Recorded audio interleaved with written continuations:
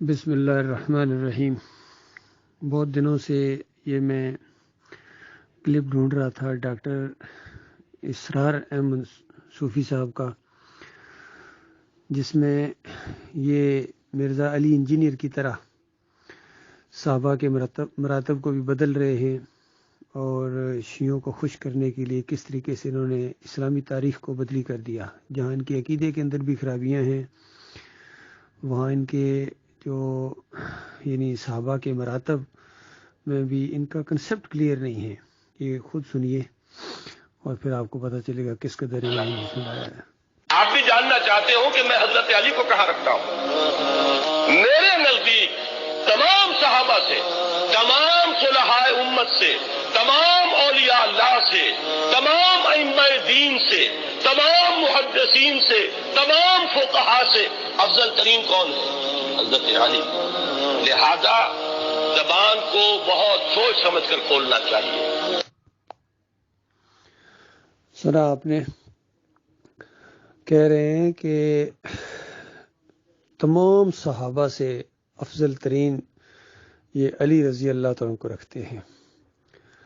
حالانکہ بخاری کی روایت میں ہے کہ سارے صحابہ جو مراتب میں ابو بکر صدیق کو نمبر 1 سمجھتے تھے، اور ان کے بعد پھر عمر رضی اللہ تعالیٰ عنہ کا مقام تھا، پھر عثمان رضی اللہ تعالیٰ عنہ کا، اور باقی پھر صحابہ کے اندر کوئی مراتب نہیں رکھے جاتے تھے بخاری کی روایت کے مطابق۔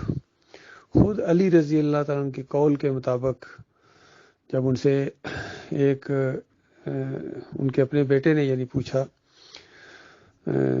جو دوسری بیوی سے تھا فاطمہ رضی اللہ تعالیٰ عنہ کے علاوہ جو ایک اور دوسری بیوی سے ان کا بیٹا تھا، کہتے ہیں میں نے پوچھا اپنے بابا سے کہ صحابہ میں سب سے بلند مقام کس کا ہے، تو انہوں نے کہا کہ ابو بکر صدیق کا۔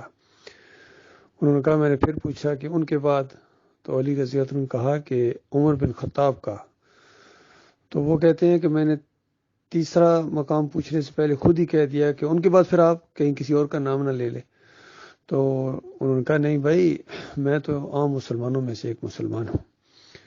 تو یہ معاملہ ہے، لیکن انہوں نے صحابہ کے مراتب بھی بدلی کر دیے۔ اصل میں ان کو نبی علیہ السلام کی بات کے اوپر بھی یقین نہیں ہے کہ نبی علیہ السلام کا کیا انداز تھا۔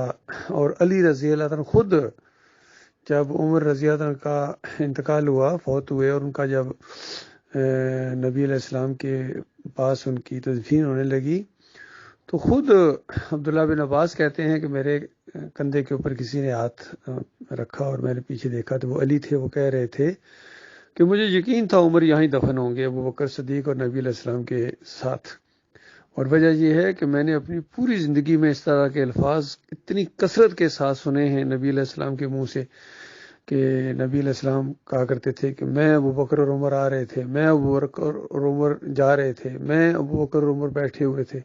تو یہ لفظ میں نے اتنی مرتبہ سنا ہے، تو مجھے پوری طرح یقین تھا کہ اب یہ دو قبریں تو ہیں یہاں، اور تیسری قبر بھی انہی کی بنے گی، عمر بن خطاب کی بنے گی۔ تو اس انداز سے ان صحابہ کی آپس میں محبتیں تھیں، لیکن ان رافضیوں نے اتنے پروپیگنڈے کیے، پھر وہ گانے بھی بنا دیے، قوالیاں بنائیں، علی دا پہلا نمبر، دما دم مست کلندر، یہ نہیں کہ ایجاد کردہ یہ نعتیں ہیں اور یہ قوالیاں ہیں، گویے۔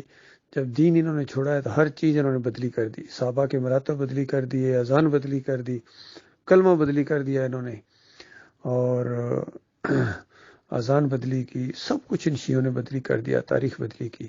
اور حیرت ہے کہ یہ ڈاکٹر اسرار صوفی اور علی انجینئر، انہوں نے یہ ستم ڈھایا ہے، اور انہوں نے یہی چیز سیکھی ہے مودودی صاحب سے، جنہوں نے خلافت و ملوکیت لکھ کے کچھ صحابہ کے اوپر اتنا کیچڑ اچھالا کہ شیعہ اس کو لے کے اس کتاب کو خلافت و ملوکیت کو دکھاتے ہیں کہ دیکھو تمہارے اعلیٰ حضرت ہیں، یعنی وہ ابو الاعلیٰ حضرت ہیں جو تمہارے سنیوں کے بڑے ہیں، وہ کیا لکھ رہے ہیں۔